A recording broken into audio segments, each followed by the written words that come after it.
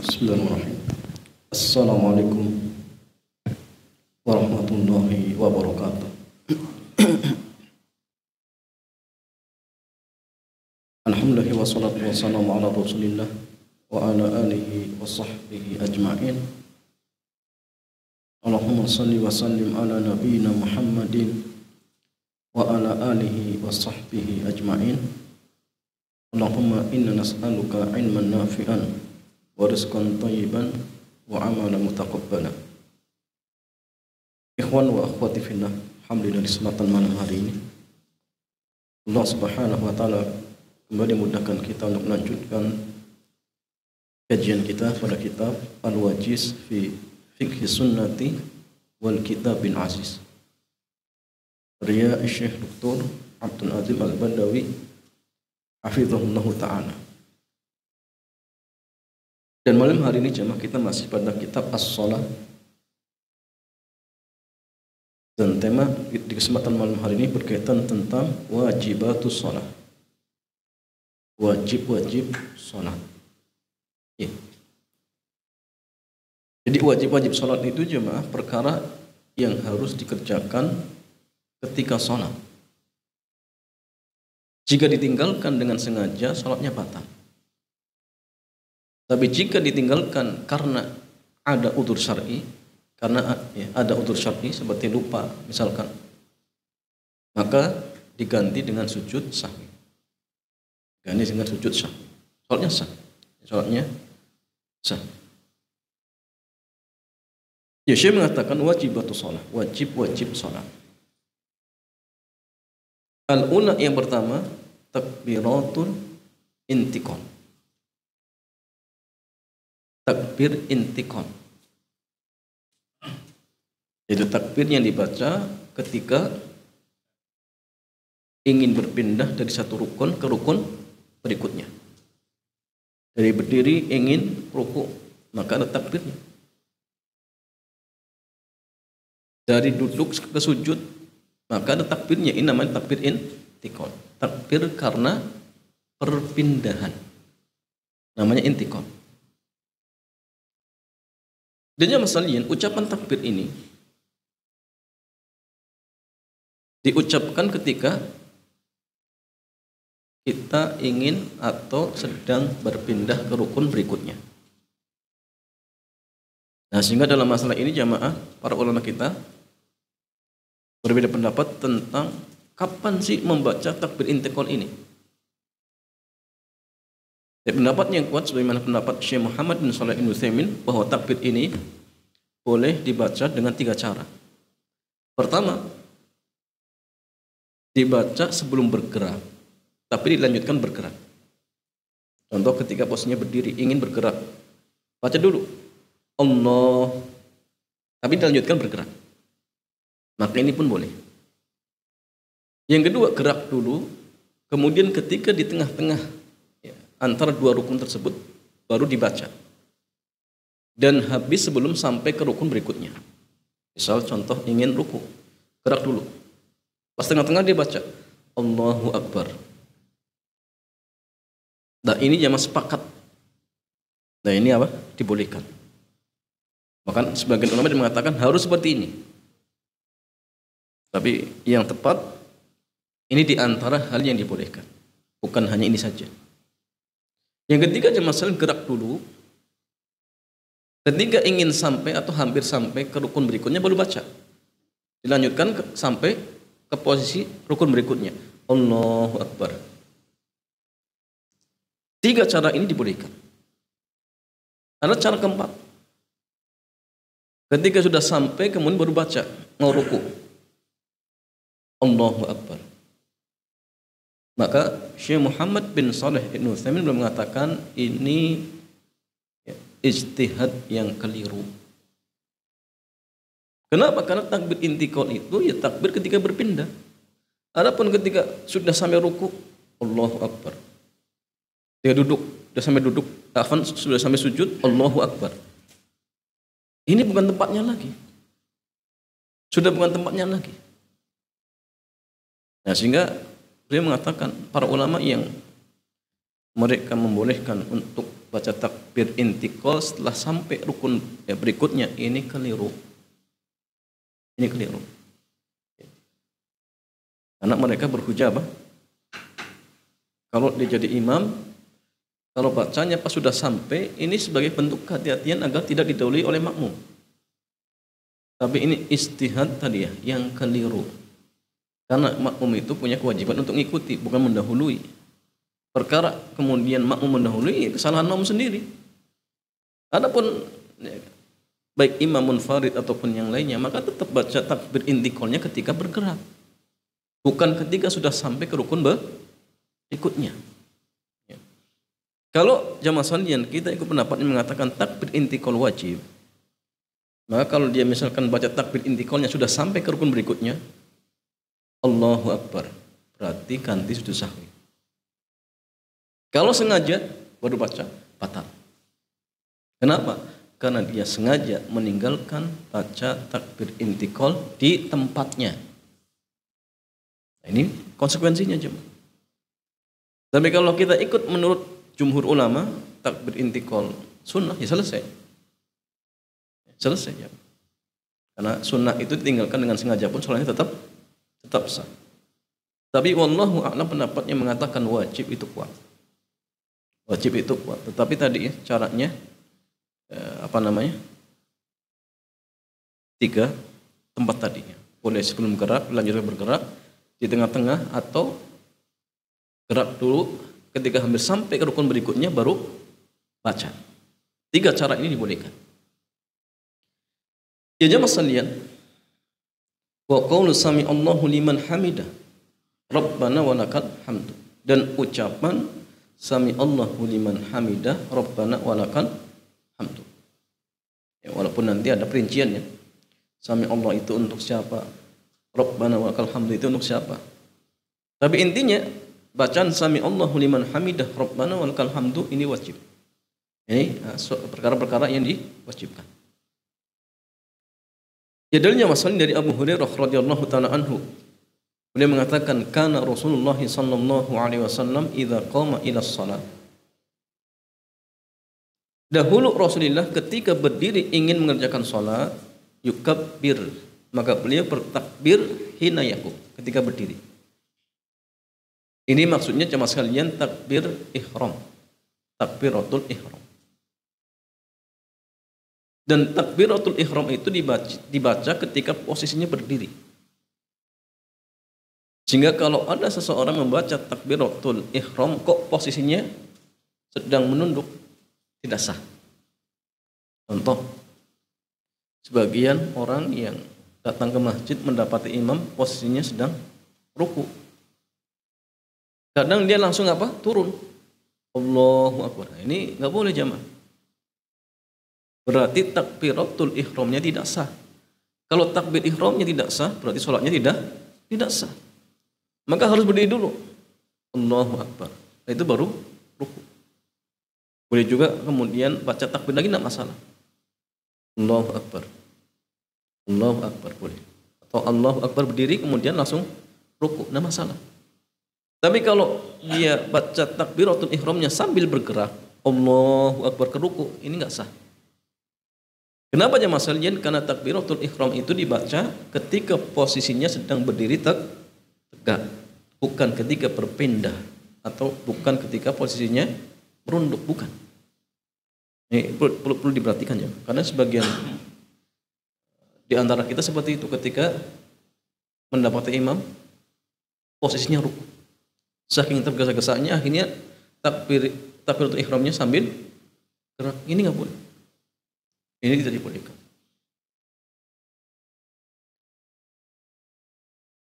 Tsumma yukabbiru hina yarka, kemudian beliau bertakbir ketika ruku. Tsumma yaqul, kemudian beliau membaca sami Allahu liman hamidah hina yarfa'u sulbahu min ar-rak'ah. Ya, ketika mengangkat ya, tulang punggungnya dari ruku. Sami Allahu liman hamidah. Nah, sehingga sami Allahu liman hamidah itu dibaca ketika bergerak. Sami Allahu liman hamidah.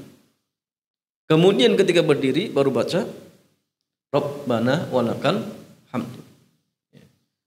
Tsumma yaqulu wa huwa qa'imun, kemudian membaca ketika beliau berdiri, Rabbana walakal hamdu, atau Rabbana lakal hamdu, atau Allahumma Rabbana walakal hamdu, atau Allahumma Rabbana lakal hamdu. 4 redaksi semuanya dibolehkan. Dan sekali lagi jamaah, ini dibaca ketika berdiri. Ustaz, kalau makmum dia hanya baca Rabbana walakal hamdu, bacanya ketika bergeraknya atau ketika berdiri? Berarti pas bergeraknya diam. Padahal jamaah sekalian, di gerakan-gerakan sholat itu nggak ada yang diem. Yang diem jemaah. Maka dari sinilah sedang pendapat, apakah makmum cukup membaca Rabbana walakal hamdu atau membaca lengkap Sami Allahu liman hamidah kemudian Rabbana walakal hamdu. Ini sedang pendapat. Sedang pendapat jemaah. Sebagian yang mengatakan makmum cukup Rabbana walakal hamdu. Ketika mereka mengatakan makmum cukup Rabbana walakal hamdu, mereka beda pendapat lagi. Kapan dibacanya?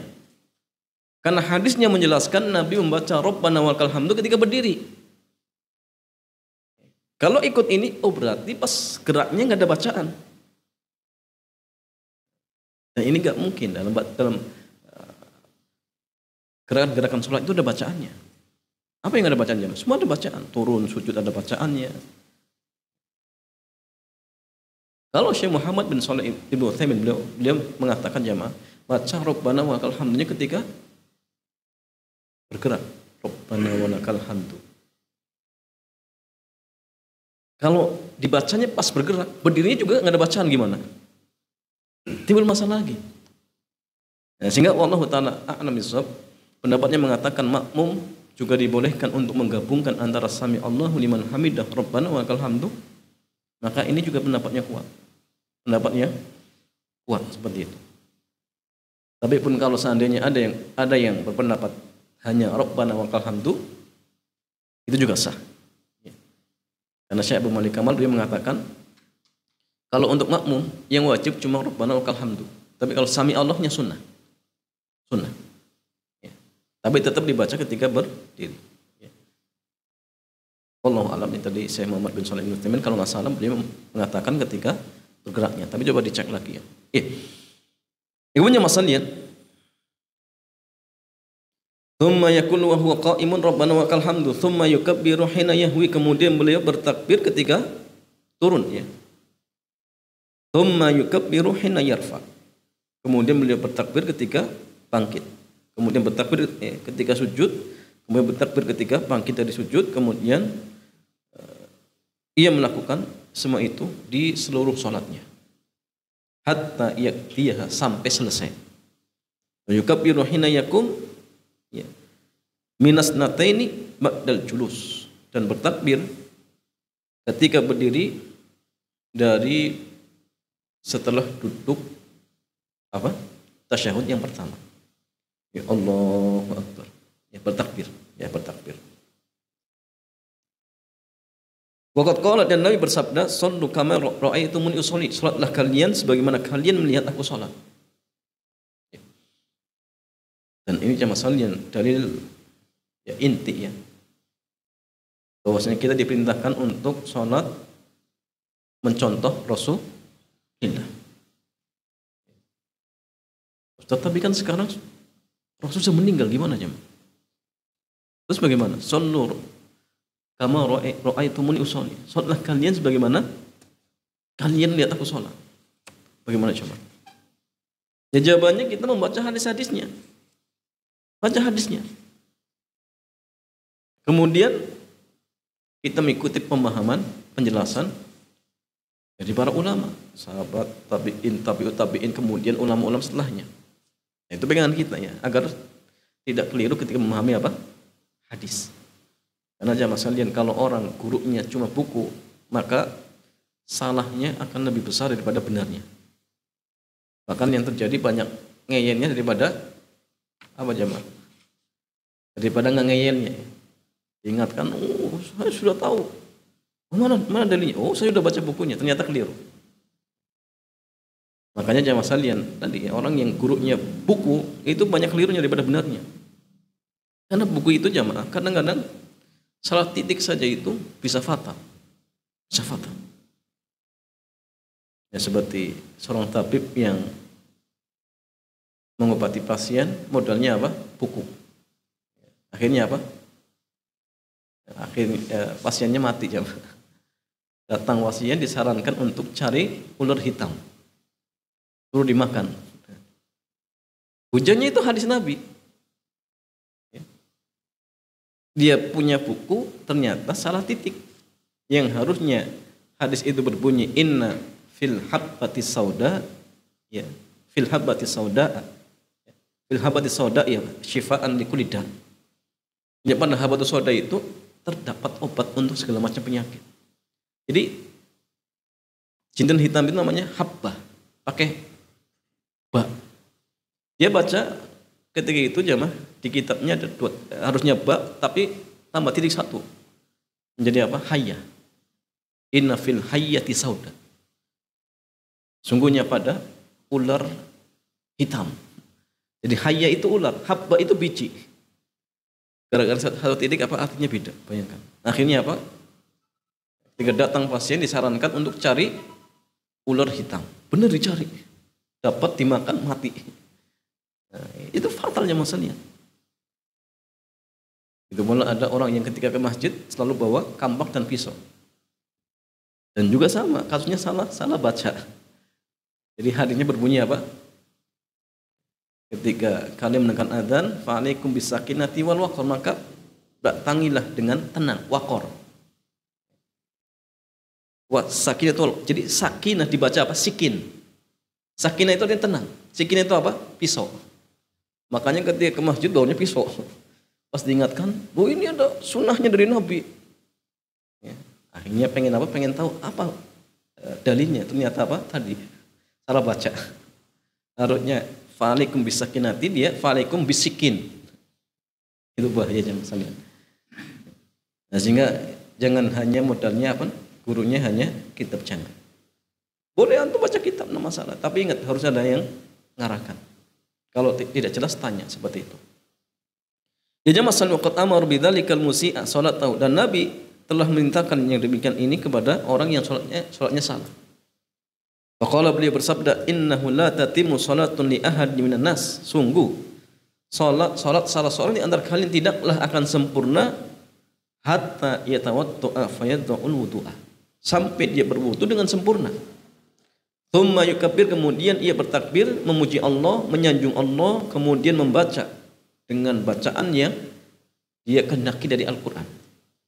Tsumma yaqul, kemudian ia membaca Allahu Akbar, tsumma yarka, kemudian ruku, kemudian tumakninah, sampai persendiannya apa? Kembali kepada posisinya. Tsumma yaqul, kemudian ia membaca sami Allahu liman hamidah hatta yastawiya qa'iman, sampai berdiri tegak. Tsumma yaqul, kemudian membaca Allahu Akbar, tsumma yasjud, kemudian sujud hatta tatma'inna mafasiluh, sampai persendiannya kembali kepada posisinya. Tsumma yaqul, kemudian ia membaca Allahu Akbar wa yarfa'u ra'sahu, kemudian bangkit sampai duduk dengan sempurna, ya. Duduk tegak dengan sempurna. Tsumma yaqul, kemudian membaca Allahu Akbar, tsumma yasjud hatta tatma'inna, ya, mafasiluh, sampai, ya, kemudian sujud sampai tumakninah, ya. Kemudian mengangkat kepalanya dan bertakbir. Fa idza fa'ala dzalika faqad tammat salatuhu, maka apabila ia telah melakukan yang demikian ini, maka sungguh telah sempurna salatnya. Ya, telah sempurna salatnya. Maka ikhwan fillah, di hadis-hadis ini disebutkan takbiratul intiqal. Sehingga ini menunjukkan bahwa takbir intiqal termasuk wajib salat. Kalau ditinggalkan dengan sengaja, salatnya batal, tapi kalau lupa maka diganti dengan sujud sahwi, ya, diganti dengan sujud sahwi. Ini yang pertama. Yang kedua, masalah yang at-tasyahudul awal. Di antara wajib-wajib salat yang kedua, at-tasyahudul awal, tasyahud yang pertama. Dalilnya dari Abdullah bin Mas'ud, beliau mengatakan, inna Muhammadan, sungguhnya Muhammad SAW, qala, ia mengatakan, idza qa'adtum fi kulli raq'atin, apabila kalian duduk di setiap 2 rakaat, Faqulu maka bacalah at-tahiyyatu lillahi was-salawatu wat-thayyibat. Assalamu alayka ayyuhan nabiyyu wa rahmatullahi wa barakatuh. Assalamu alayna wa ala ibadillahi salihin. Asyhadu an la ilaha illallah wa asyhadu anna Muhammadan abduhu wa rasuluhu. Thumma liyatahayyar ahadukum minad du'ai ajabahu ilaih falyad'u bihi rabbah. Ya. Jadi baca tahiyat, setelah itu apa? Silakan pilih doa yang disukai. Ya. Dan ini dalil yang dijadikan hujjah oleh sebagian para ulama, bolehnya berdoa ketika sholat dengan menggunakan bahasa selain bahasa Arab. Contohnya bahasa Indonesia. Dalilnya ini. Thumma liyatahayyar. Kemudian salah seorang di antara kalian silakan memilih doa yang disukai. Oh, berarti kalau dia ingin doanya dengan bahasa selain bahasa Arab, boleh. Iya, boleh. Ya, cuma kalau ingin berdoa dengan bahasa Indonesia misalkan, maka jangan dikeras-keras. Ya, jangan keraskan.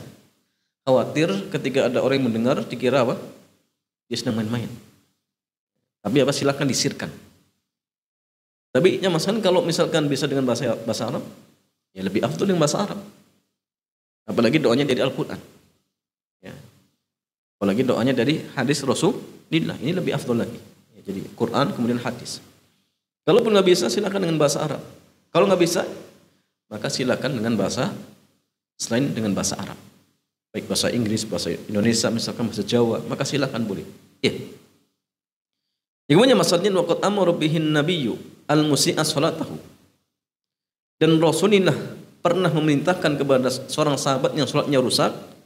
Beliau bersabda, "Idza jalasta fi wasatis shalah," apabila Anda duduk di tengah-tengah salat, maksudnya di duduk di tasyahud yang pertama, "Fatma'inna waftaris fahidha." Maka tumakninalah dan duduklah iftiras, bertemu dengan paha kiri.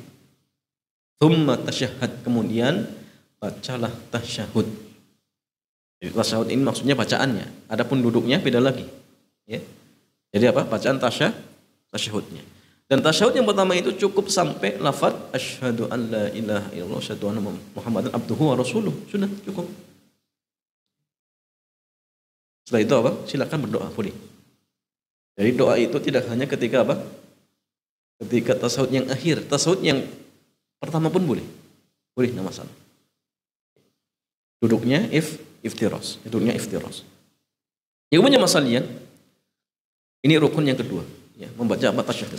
Kemudian yang ketiga, wa yajibu alaihi idza qama ila shalah. Dan wajib baginya ketika berdiri ingin mengerjakan salat untuk mengambil sutroh atau meletakkan sutroh di hadapannya. Tamna'ul mururu amamahu. Ya. Yang tujuannya untuk menghalangi orang yang ingin lewat di hadapannya. Wa taqufu basarahu amma wara'ahu, dan bisa mencegah pandangan mata, ya, untuk melihat sesuatu yang ada di belakangnya. Biar enggak kemana-mana. Ini di antara faidah sutra, mencegah orang yang ingin lewat, kemudian agar pandangan kita konsen, ya, mengarah di tempat antara sutroh dan tempat berdiri kita. Itu di antara beberapa faedahnya. Ya, masalah dari Sahal bin Abil Hathmah, beliau mengatakan, qala Rasulullah SAW, Nabi bersabda, idza shalla ahadukum, apabila salah seorang di antara kalian mengerjakan salat, maka salatlah, ya, kepada sutroh, ya. Wal yadnu minha, dan mendekatlah. La yaqta'u syaitanu alaihi salatahu, maka setelah itu setan tidak bisa memutuskan salatnya. Ini faedah yang lainnya. Jadi kalau kita pakai sutro, maka setan tidak bisa memutuskan salat kita. Ikhwan fillah, di dalam hadis ini disebutkan wal yadnu minha. Lam di sini lam amr. Dalam kaidah usul fikih dikatakan al aslu fil amri wujub. Hukum asal perintah itu menunjukkan hukum wajib. Maka para ulama kita berbeda pendapat tentang hukum sutroh itu, jemaah. Apakah sutroh itu sunnah atau wajib? Syekh Hafizahullah Ta'ala beliau berpendapat wajib. Berarti orang yang sholat kemudian tidak memakai sutra berdosa kalau sengaja. Tapi jumhur ulama mengatakan sunnah. Mana yang kuat cuma? Wajib atau sunnah? Kalau sebagian para ulama termasuk Syekh berhujjah dengan tadi. Di sini pakai perintah. Hukum asal perintah wajib. Maka makna wajib ini bisa berubah menjadi sunnah kalau ada dalil memalingkan. Pertanyaan, ada nggak dalil memalingkan? Kata jumhur ulama ada. Apa dalilnya? Dalilnya Nabi pernah sholat di padang pasir. Dan beliau sholat tidak menggunakan sutra. Di tanah lapang, beliau sholat nggak ada sutra di depannya. Maka menurut jumhur ini dalil yang memalingkan makna wajib itu kepada sunnah. Walaupun memang di situ perintah, tetapi ada praktek Nabi beliau sholat tidak menghadap sutra. Sehingga ini menunjukkan bahwa perintah tadi itu hukumnya hanya anjuran. Dan ini ya, hujahnya jumhur ulama. Tapi walaupun pendapat kita sunnah ataupun wajib, tetap yang paling terbaik apa? Mengambil sutra. Karena fadilahnya tadi. Ya. Membantu konsentrasi kita, kemudian mencegah orang yang ingin lewat, kemudian apa? Salat kita tidak akan terputuskan oleh setan. Itu dan ada faedahnya. Wa Ibnu Umar, dari Ibnu Umar radhiyallahu taala anhu, beliau mengatakan Nabi bersabda, la tusalli illa ila sutratin. Janganlah engkau salat kecuali menghadap sutra. Wala tada ahadan yamurru baina yadik, dan jangan kau biarkan seorang pun untuk lewat di hadapanmu. Fa in aba, jika enggak mau, ya dicegah kok enggak mau, fal yuqatilhu, maka apa jaman? Perangi. Maksudnya cegah semampunya, sekuat-kuatnya. Mau maju lagi, jangan dipukul. Tetap dicegah. Nah, ini mau dicegah malah ngajak salaman. Gimana coba? Ya tetap cegah. Mencegah terus. Biar dia tahu bahwasanya apa? Seseorang itu nggak boleh lewat di hadapan orang yang sholat. Bayangkan ya Mas Walin, orang yang lagi sholat itu sedang menghadap Allah. Antum bayangkan kalau misal ada seorang lagi ngobrol sama Pak Camat. Pak Camat di situ, orangnya di sini. Tiba-tiba antum lewat di depannya. Kira-kira gimana Camat? Mungkin Pak Camat langsung memberikan instruksi, tangkap. Nah, mungkin Camat. Ini kita lagi menghadap Allah, bermunajat. Tiba-tiba nyelonong. Ini orang beradab tidak Camat? Enggak beradab. Makanya nanti ada hadis yang lainnya. Seandainya dia milih berdiri sampai 40 tahun, itu lebih baik daripada apa? Lonong di hadapan orang yang sholat. Itu lancangnya minta ampun Jam. Masih mending berdiri sampai 40 tahun sampai tua. Dari umur 20 berarti sampai 60 tahun baru nunggu. Itu masih lebih baik. Ini menunjukkan memang Masya Allah orang yang sholat itu agung kedudukannya. Lagi menghadap Allah. Bermunajat dengan Allah. Maka ya, tidak sembarangan. Tapi kadang di zaman kita banyak orang yang nggak paham. Sholat, selonong, ya. Kadang-kadang juga yang lewat juga orang-orang yang sudah tua. Berarti selama ini nggak pernah belajar zaman. Ini masalah. Ya. Nah, sehingga penting untuk belajar dan disampaikan itu penting. Nggak boleh lewat di hadapan orang yang sedang sholat. Itu nggak boleh. Ya. Jadi kemudian masalahnya, fa inna ma'hul qarin, karena bersamanya ada syaitan. Wa tatahaqqaqu sutratu bil jidari wal ustuwanah wal asab. Dan sutrah itu bisa ya, terwujud dengan jidar. Apa jidar? Tembok. Yang menghadap atau mendekat tembok boleh. Wal ustuwanah. Ustuwanah itu kalau tidak salah ya. Tiang. Boleh, enggak masalah. Wal asok tongkat. Al magruzah yang ditancapkan ya. Warahilah ya'riduha fayusalli ilaiha. Ya, rahilah itu apa? Rahilah itu tempat dudukan yang diletakkan di atas unta. Maka itu pun boleh. Misalkan dilepas kemudian diletakkan di bawah kemudian sholatnya menghadap situ, maka tidak masalah. Wa aqallu ma yujzi'u mithlu muakhiratir rahli. Dan batasan minimal sutra itu jamaah sekalian setinggi muakhiratur rahl. Setinggi tadi ya, dudukan yang ada di atas unta. Jadi kalau ada dudukannya senderannya, lah itulah standarnya. Itu standar idealnya seperti itu jamaah. Minimal. Karena ini tujuannya untuk mencegah. Jadi kalau misalkan dia pakai sutra ternyata orang nggak tahu ini ada sutra atau tidak, ya percuma. Ada hadis yang mengatakan kalau tidak ada maka silakan digaris. Hadisnya lemah, nggak sahih, hadisnya lemah. Tetapi jamaah sekalian kata Syekh Dr. Shalih bin Fauzan itu bisa digunakan kapan? Ketika sama sekali nggak ada sutra. Bukan babnya berarti memang ada, bukan, tapi apa? Karena tidak ada sama sekali masih mending. Ya, kalau misal ada garis masih mending saja, bukan kemudian ada hadisnya nggak ada, hadisnya lemah. Ya. Kalau nggak ada ya sudah saja dah yang di depan kita itu batasannya. Itu batasannya. Tapi sekali lagi jamaah sunnahnya minimalnya setinggi muakhiratil rahl. Itu sunnahnya. Kemudian masalahnya li hadis Musa bin Talhah an abihi. Ya, berdasarkan hadis dari Musa bin Talhah dari ayahnya, ia mengatakan Rasulullah beliau bersabda, "Idza wada'a ahadukum baina yadayhi mithlu muakhirati rahli falyusalli." Apabila salah seorang di antara kalian wada'a, meletakkan apa? Di depannya seperti muakhirati rahl, maka salatlah. Wala yubali man marra wara'a dzalika. Maka enggak perlu dipedulikan. Ya. Kalau ada orang yang lewat di belakangnya, enggak masalah. Yang enggak boleh itu kalau ada orang yang ingin lewat di antara sutroh dan tempat berdirinya, itu enggak boleh. Ya, kalau di sana boleh.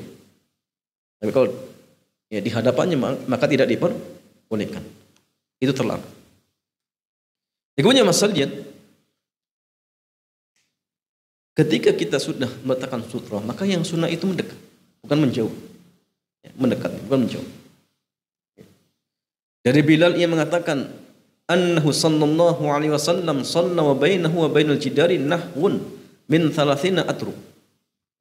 Bahwasanya Nabi pernah sholat jarak antara dirinya dengan tembok itu ya, seukuran 3 hasta.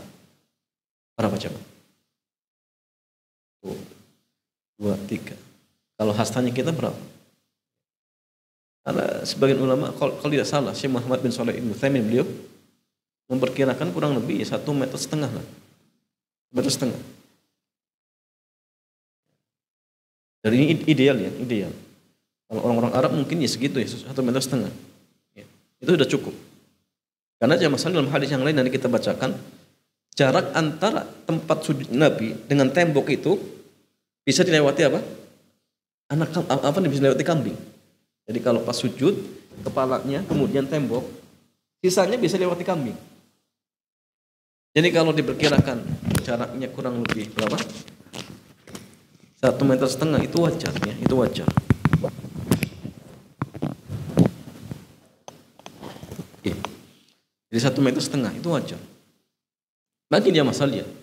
Kalau seandainya ada seorang dia nggak tahu hukum sutra, sholat nggak pakai sutra, dan antum tahu ini nggak boleh lewat di hadapan orang yang sholat, tapi antum punya hajat, gimana cuma? Dia sholatnya sembarangan misalkan. Maka kalau seperti ini kasusnya boleh tetap kita lewat, tetapi ya, jangan lewat tepat di antara tempat sujudnya dengan tempat berdirinya. Jadi kalau diperkirakan ya mungkin 1,5 meter ke sana, silakan lewat.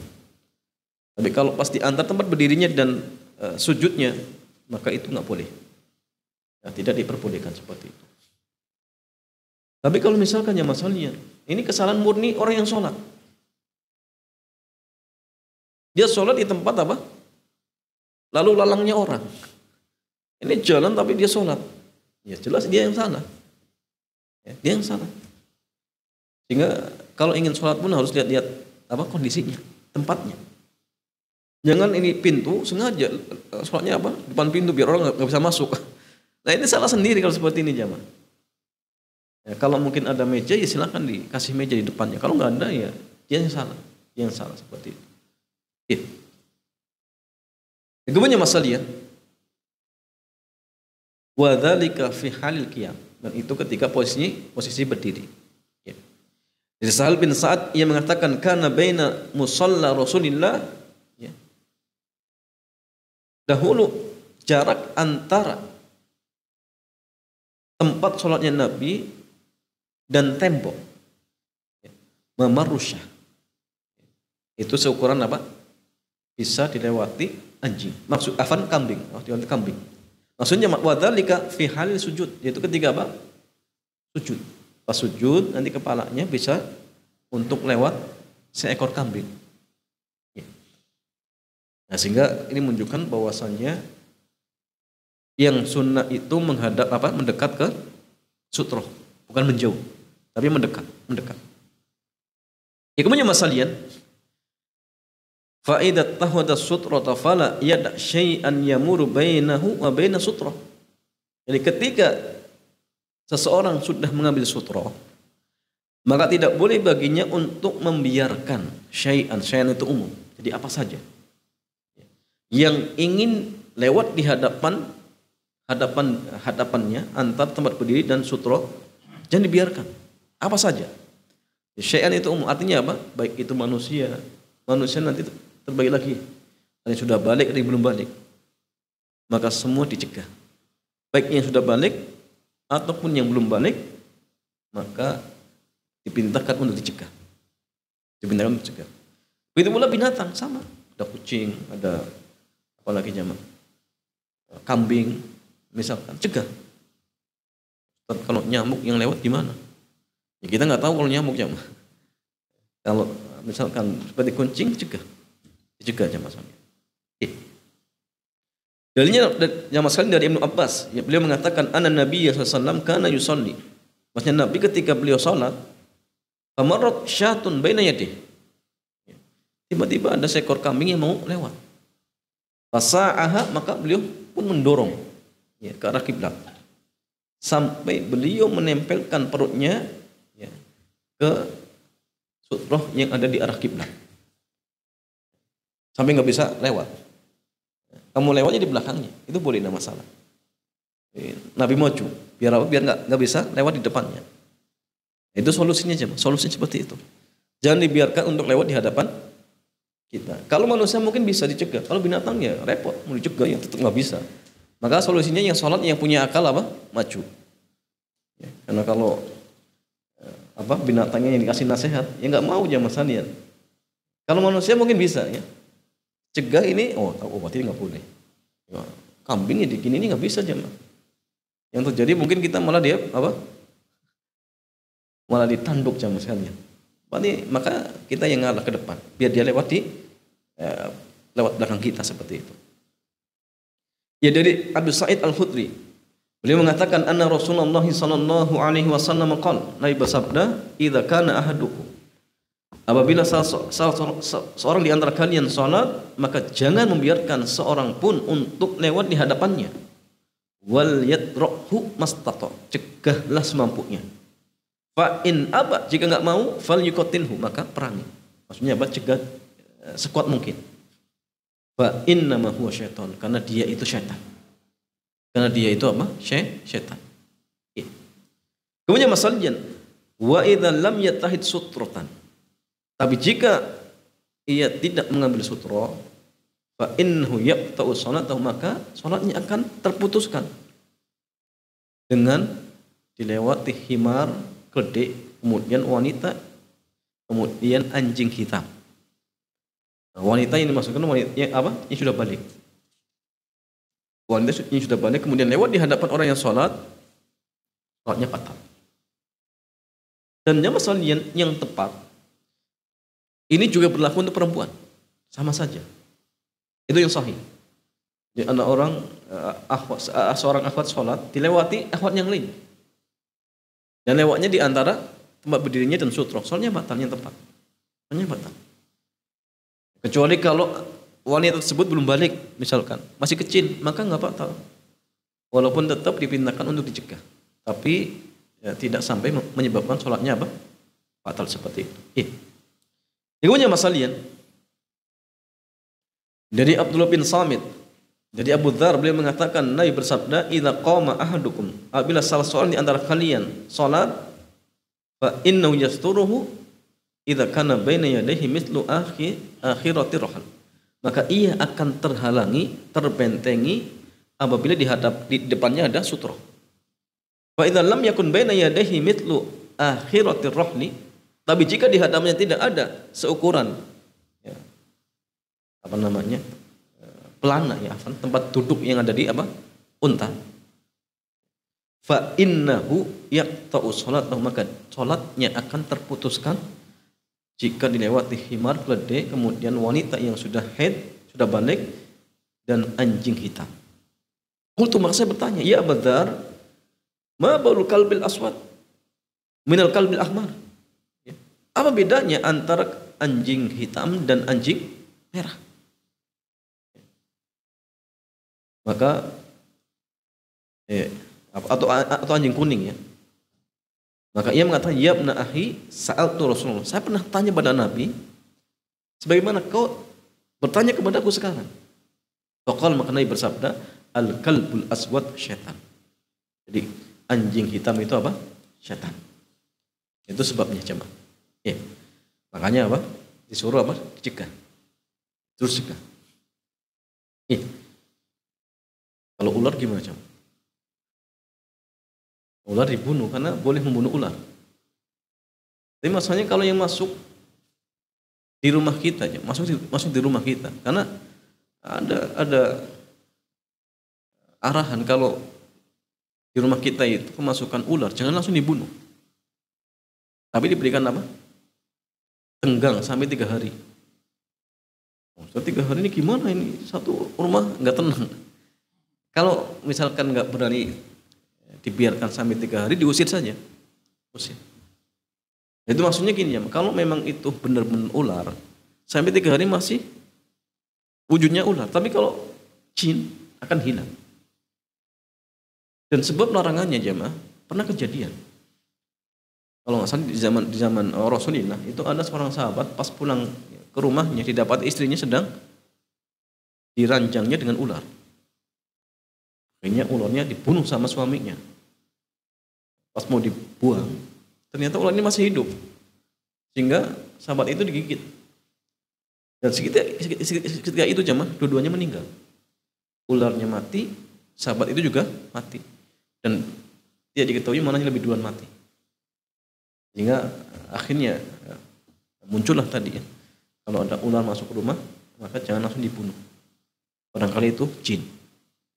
Tapi berikan tangguh sampai 3 hari. Tapi kalau khawatir misalkan, ya usir saja seperti itu. Ya. Tapi kalau 3 hari kok masih wujudnya ular, berarti ular beneran ini, sudah dibunuh saja. Tapi dengan cara apa? Ihsan. Dengan cara yang terbaik seperti itu jemaah. Biar cepat apa? Meregang nyawanya. Kemudian masalian,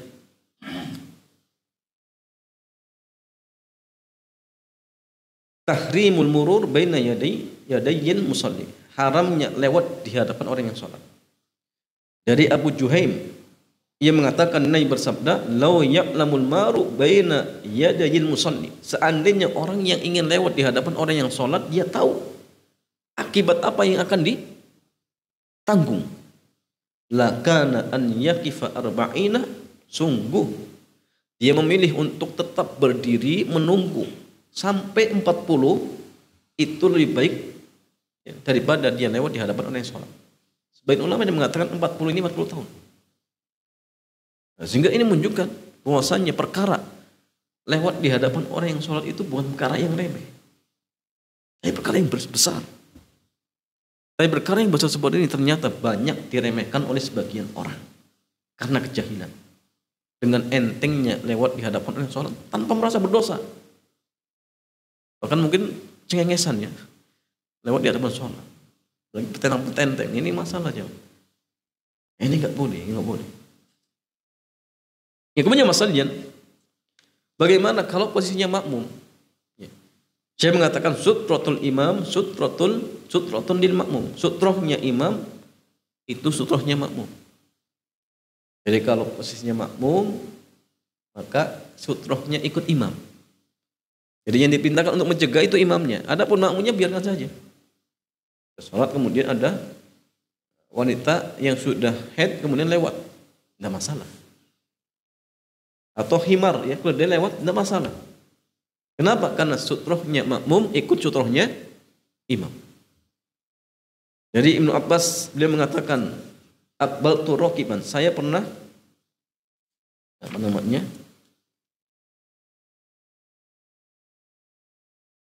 datang ya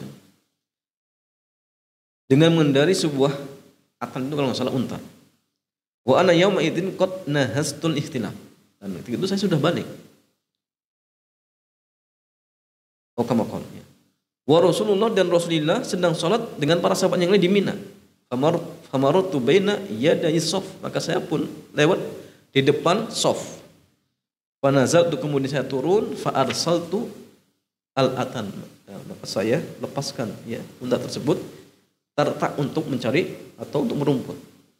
Nah, khaltu fi shaf, kemudian saya ya, masuk ya, di ya, tengah-tengah shaf.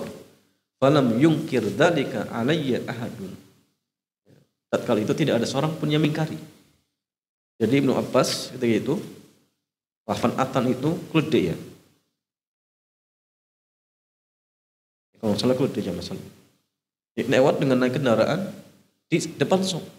Jadi nggak diingkari. Nggak diingkar. Ya. Kalau nggak salah apa? Ya, himar kalau nggak salah cuma. Okamakon. Sehingga ini menunjukkan bahwasanya sutrohnya makmum, sutrohnya imam. Maka nggak perlu ketika ada orang yang batal mau wudu, lewat sana dicegah, lewat sini dicegah. Oh gimana aja masalahnya? Ya. Mau terjang ke sini, mereka dempet. Ya.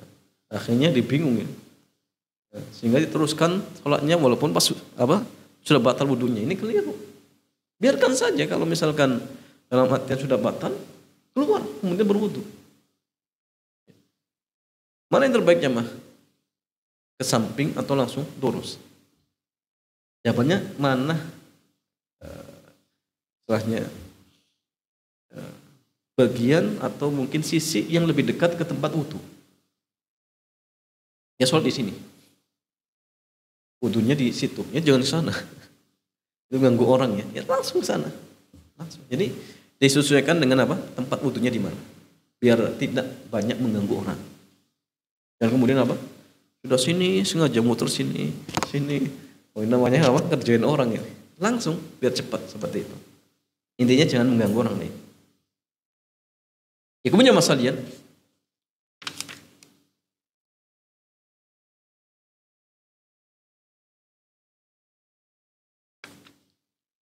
ya ala kulli halnya masalahnya.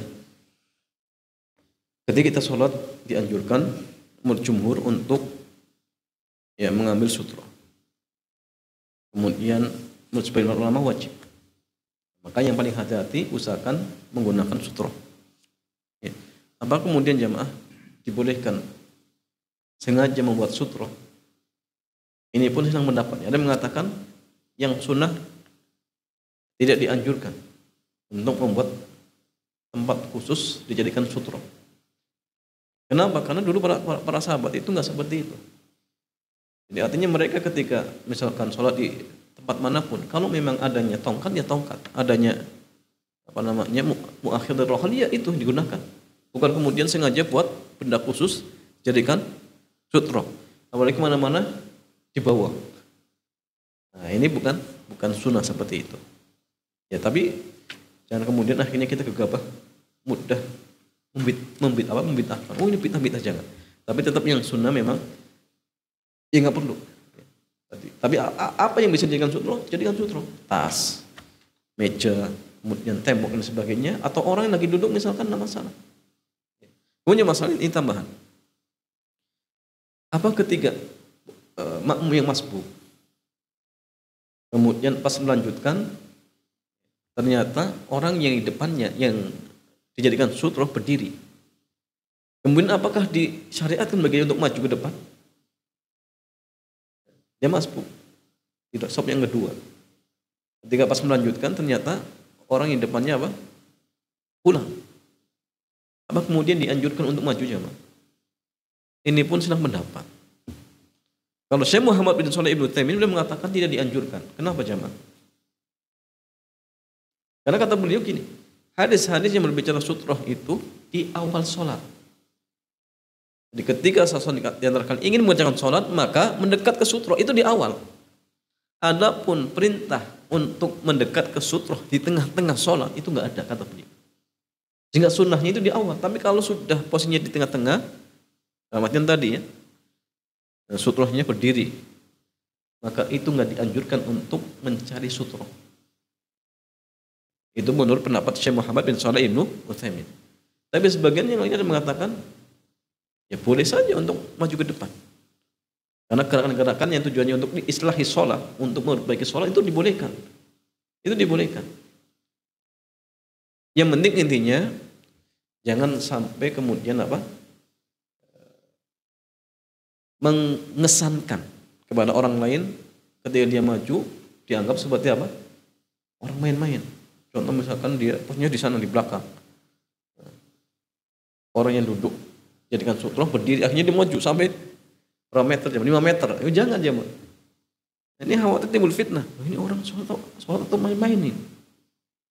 Tapi kalau misalkan hanya 1 langkah, 2 langkah, tidak masalah. Karena sebagian madhab itu ada yang menganggap 3 gerakan sholat itu apa? Batal. Sehingga mereka ketika membolehkan maju ke depan pun ada caranya biar nggak batal. Jadi kalau ingin maju ke depan, kalau misalnya 3 langkah itu boleh, tapi dijeda. 1 diam, 2 diam, 3 nggak masalah, 4 diam dulu nggak masalah. Yang nggak boleh itu apa? Langsung 1, 2, 3 batal. Itu maksudnya. Tapi kalau 1 jeda, 2 jeda, 3 itu nggak masalah. Ini menurut apa? Fikih dari mazhab Syafi'i seperti itu. Jadi 3 itu dibatalkan kalau beruntun. Tapi kalau dijeda maka tidak masalah. Walaupun yang sahih nggak masalah. Kalau misalkan gerakan itu dibutuhkan, antum maju 3 langkah dibutuhkan, nggak masalah. Nggak masalah, diperbolehkan. Tapi ya tadi ya, kalau misalkan jaraknya agak jauh nggak perlu. Kenapa ya mas? Khawatir timbul fitnah tadi. Oh ini orang kok jalan-jalan, ini mau sholat atau main-main. Sehingga akhirnya kadang-kadang muncul fitnah-fitnah ini, orang ngajinya di mana ini, aliran apa ini. Ya. Padahal masalahnya karena dia sendiri nggak belajar. Kalau dia belajar, oh ternyata ada silang pendapat dalam masalah ini, seperti itu. Ya, wallahu ta'ala a'lam bissawab. Ya demikian masalah lihat, mudah-mudahan kajian kesempatan malam hari ini bermanfaat. Sebelum ditutup, kalau ada pertanyaan dipersilahkan.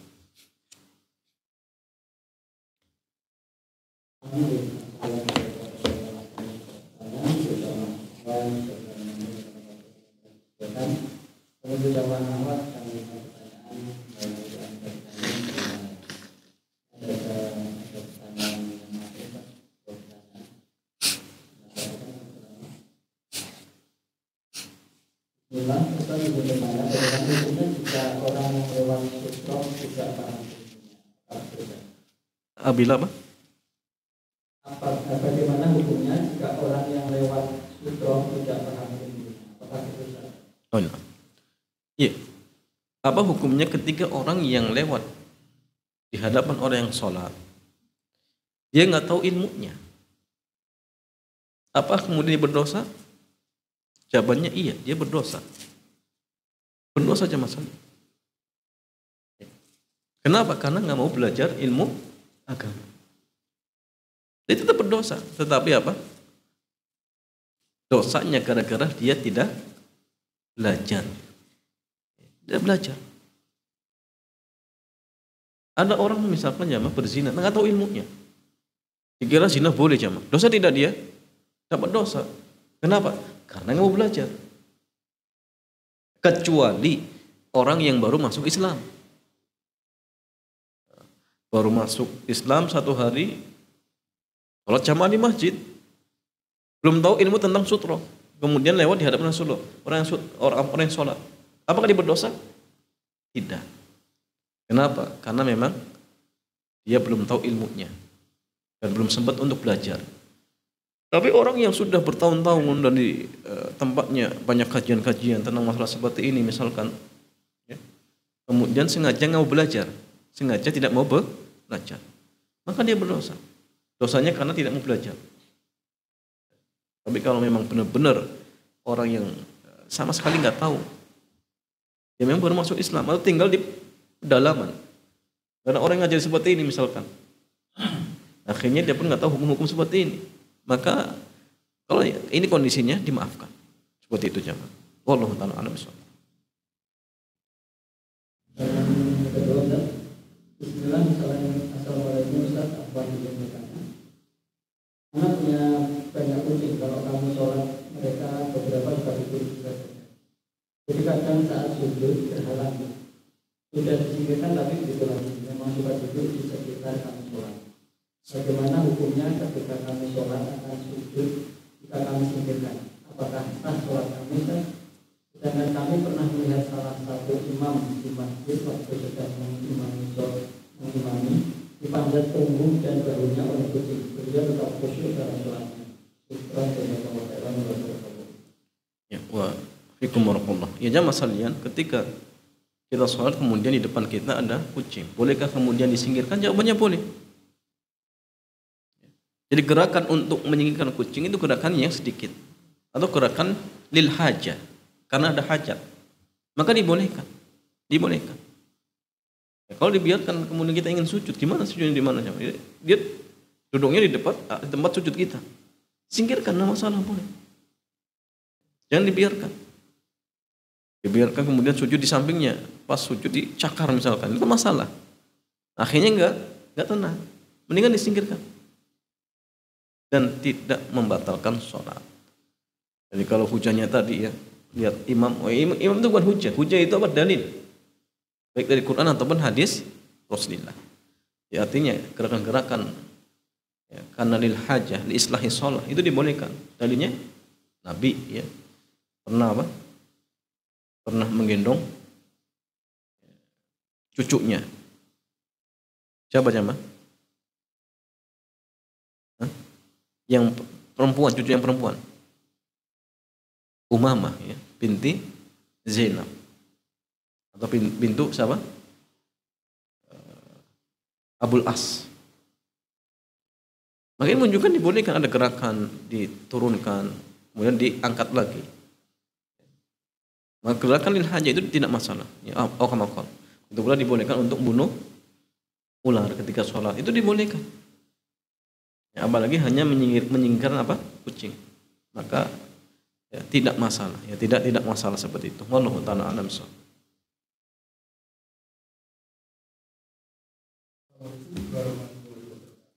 Waalaikumsalam warahmatullahi wabarakatuh. Kembali ke masalah wajib takbir. Yang baca waktu kan harus berdiri. Nah. Itu kan ada dua, Allahu Akbar. Apa semua waktu berdiri atau Allahnya waktu angkat tangan? Kemudian Akbarnya waktu sedekap atau itu. Ya. Dan yang kedua pertanyaan kami adalah pakai pejis itu bagi pria itu ya benar batasannya sampai mana?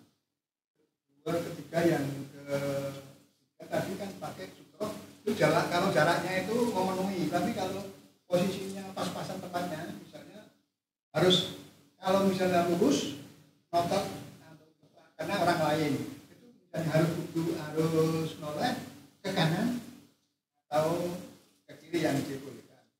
Ya. Kedua jarak keempat ini yang keempat antara jamaah itu ada antara imam dan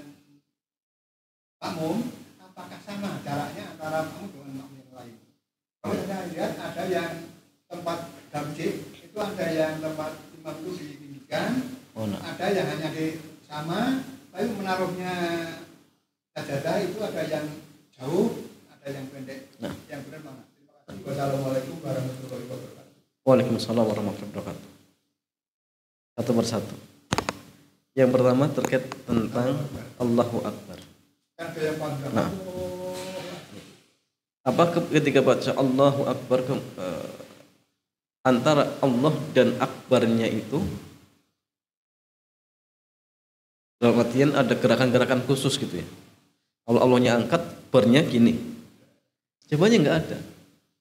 Yang ada itu gini jamaah. Dalam sebuah disebutkan tata cara mengangkat tangan ketika takbir. Pertama, boleh membaca takbir dulu, kemudian baru mengangkat. Gini. Allahu Akbar. Selesai, boleh. Atau yang kedua berbarengan. Allahu Akbar. Itu boleh. Yang ketiga, angkat dulu baru baca. Allahu Akbar. Boleh? Enggak. Jadi Allahu Akbarnya yang penting intinya sah. Allahu Akbar. Jangan kemudian oh ini batal. Atau Allahu Akbar batal. Itu enggak boleh. Sehingga perhatikan kalimat Allahu Akbarnya yang penting benar, tidak merubah makna. Jadi jangan dijeda tadi ya Allahu Akbar batal nanti. Itu enggak boleh. Kalau Allahu Akbar itu enggak masalah. Yang penting tidak merubah makna. Tapi jangan berlebihan. Jangan berlebihan seperti itu. Jadi artinya standar saja bacaannya. Allahu Akbar. Seperti itu. Ini yang pertama. Yang kedua terkait tentang ketika kita sholat kemudian terhalangi peci, apa kemudian sujudnya tidak sah? Jawabannya jamaah, yang menghalangi kening itu ada 3. Pertama, yang menghalangi kening adalah anggota sujud kita. Di antara anggota sujud kita itu telapak tangan. Ada orang sholat di telapak tangannya, maka sujudnya nggak sah. Karena itu anggota sujud. Yang kedua, yang menghalangi kening adalah sesuatu yang nempel di tubuh kita, seperti contoh peci. Ini. Atau rambut misalkan. Atau sorban. Kalau yang perempuan jilbab misalkan. Atau mukena. Ya. Maka dalam hal ini jamaah, apa kemudian sujudnya tidak sah? Ini memang silah pendapat. Yang kuat, yang benar, sujudnya tetap sah. Sujudnya tetap sah. Ya. Memang ada ya, sempat viral mengatakan apa? Tidak sah. Yang tepat sah. Yang kedua, yang ketiga jamaah sekalian, yang menghalangi kening kita suatu yang terpisah dari tubuh kita. Contohnya apa? Karpet, kemudian sajadah, tikar. Maka sepakat ini dibolehkan. Sepakat ini diperbolehkan. Yang terjadi selang pendapat itu sesuatu yang nempel di kita. Tapi pendapat yang kuat sujudnya tetap sah. Sehingga pakai peci nggak ada batasan khusus. Yang penting intinya apa? Kita dianggap rapi saja. Karena yang terpenting khudz zinatakum inda kulli masjidin. Ambillah zinah kalian, perhiasan kalian ketika apa? Sholat. Makanya kalau pakai peci, lihat kondisi kita, mana yang rapi. Itu standarnya. Dan kemudian miring. Oh, ini dianggap orang nggak rapi. Ini pakai zina atau pakai apa? Mainan. Yang paling penting mana yang membuat kita itu rapi dengan perhiasan ini. Karena ini perhiasan. Maka seorang laki-laki dia sholat pakai peci seperti itu. Sebagian itu nempel nggak masalah. Nggak masalah. Itu nggak masalah. Yang penting pakainya yang benar. Itu saja. Yang ketiga tadi, yang ketiga apa? Itu jarak antara. Nah, ya jarak antara imam dan makmum atau tempat berdirinya jamaah. Apakah kemudian ada aturan khusus bahwasanya imam itu harus lebih tinggi daripada makmumnya? Jawabannya nggak ada. Kalau tinggi dan tidaknya itu nggak ada. Kecuali kalau pas khutbah, iya sahih naik mimbar, itu ada sunnahnya. Tapi kalau sholat biasa saja. Nabi pernah sholat di atas mimbar, sahih. tapi tujuannya untuk memberikan contoh. Berikan contoh. Maka silakan boleh. Tapi kalau sholat biasa, maka biasa saja. Artinya apa? Boleh sejajar, boleh agak tinggi sedikit, tidak masalah. Boleh, tidak masalah. Atau bahkan mungkin imamnya di lantai kedua, makmumnya di lantai yang pertama, tidak masalah, sah. Sah. Ini apa namanya? Tentang tempat posisinya. Adapun jaraknya, jangan terlalu jauh. Jadi antara imam dan makmum jangan terlalu jauh. Gitu pula antara sop yang pertama dan sop yang kedua jangan terlalu jauh. Jadi kalau diukurkan tadi, kira-kira ya 1,5 meter lah. Atau mungkin ya disesuaikan saja. Terlalu dekat juga mengganggu, terlalu jauh juga apa? Dalam artian ya mungkin menjadikan seolah-olah berjarak sangat jauh seperti itu. Apalagi kalau misalkan jamaahnya banyak, itu menjadikan masjid semakin sedikit menampungnya karena terlalu jauh, terlalu jauh jaraknya seperti itu. Jadi dekat antara sop pertama sop kedua, tapi dengan tidak mengganggu yang di belakang seperti itu. Oh no, kalau terpaksa harus lurus, nggak nyampe karena orang. Oh no. Terpaksa harus ke kanan terus nolehnya. Kalau ketika sujud kemudian misalkan depannya agak panjang kakinya sehingga pas mau lurus nggak bisa, maka kemana harus miring jamaah? Kanan atau kiri? Secara hukum asal kalau kita berpatokan dengan hadis yang dari Bunda Aisyah, Nabi itu suka menundukkan yang kanan, penting ke kanan. Cuma kalau kanan nggak bisa, ternyata kanan juga apa? Mepet. Yang agak longgar kiri, ya sudah kiri. Hukum asalnya ke kanan. Tetapi ketika nggak bisa, silakan cari ke apa? Arah yang memudahkan untuk sujud. Jangan kemudian sujudnya di punggungnya. Itu ganggu jamaah sekalian. Ya, tapi cari tempat yang memudahkan seperti itu. Ya. Kalau sholat itu kan belakang yang imam kan bisa lurus dengan imam. Terus yang lain-lain yang belakang itu apakah sebaiknya lurus dengan depannya atau boleh bebas? Karena kan orang itu ada yang besar, ada yang kecil. Jadi kalau minta lurus semua kan, kalau yang besar kecil kan terus nggak bisa urut depan. Ya. Jadi gini ya Mas, kalau ingin bersolat, imam kemudian di belakangnya tepat, kemudian samping kanan, samping kiri, kanan kiri, sampai penuh. Jadi udah penuh maka mulai lagi dari belakang imam, jajar. Kemudian kanan kiri sampai penuh. Kemudian belakang imam lagi, itu jadi patokan. Jadi yang jadi patokan itu tepat di belakang imam, itu harus lurus. Kemudian kanan kiri sampai selesai seperti itu. Iya. Tadi yang keempat apa tadi? Sudah ya? Iya, betul.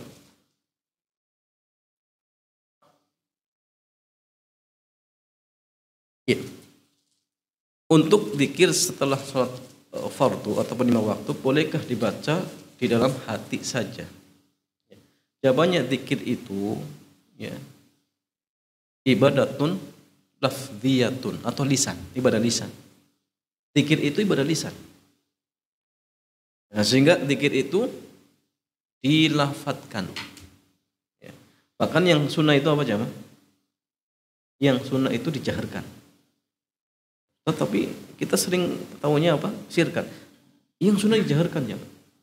Tapi tanpa berjamaah. Nah, sehingga artinya boleh jahar, boleh sir. Boleh sir. Bukan dalam hati. Ya. Kenapa? Karena bukan amalan hati. Ya. Memang ada zikir bil qalbi ada, tetapi zikir ketika sholat itu bukan zikrun bil qalbi, tetapi zikrun bil lisan. Zikrun bil lisan. Ya, dalilnya hadis-hadis yang menceritakan atau menjelaskan tentang apa? Zikir secara berjamaah dikeraskan. Berarti menunjukkan zikir setelah sholat itu dikeraskan. Oh, kamu kok. Wallahu a'lam.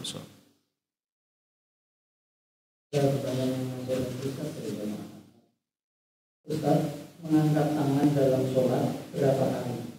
Karena dalam setiap sholat berbeda jumlahnya. Apakah ada perbedaan antara imam dan makmum? Jika tidak mengangkat tangan, apakah sah? Ya. Jawabannya masalahnya mengangkat tangan ketika sholat yang disepakati ada 4 tempat. Ketika takbiratul ihram, ketika turun untuk ruku, bangkit dari ruku, kemudian yang keempat bangkit dari rakaat yang kedua menuju rakaat yang ketiga, itu mengatakan. Nah, di rakaat yang kedua juga sama, ketika mau turun, kemudian itu tetap. Ya. Adapun lebih dari itu, silang pendapat. Kenapa? Karena hadisnya memang dalam artian dipersisikan tentang sisi pendalilannya.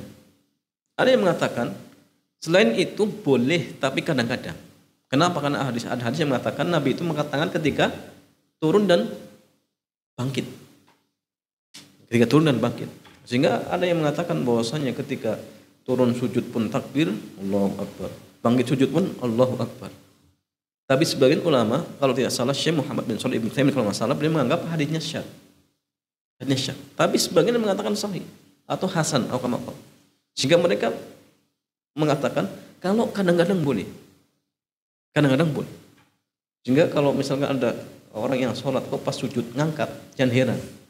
Karena ada hadisnya. Cuma hadisnya kalau tidak salah diperselisihkan oleh para ulama kita. Tapi yang disepakati ada 4 tempat tadi.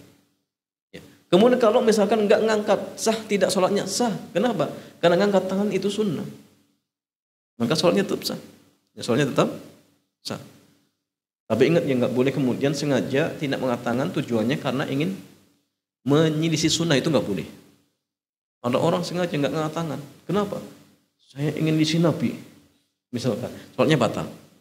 Nggak boleh. Tapi kalau misalkan, karena sunnah.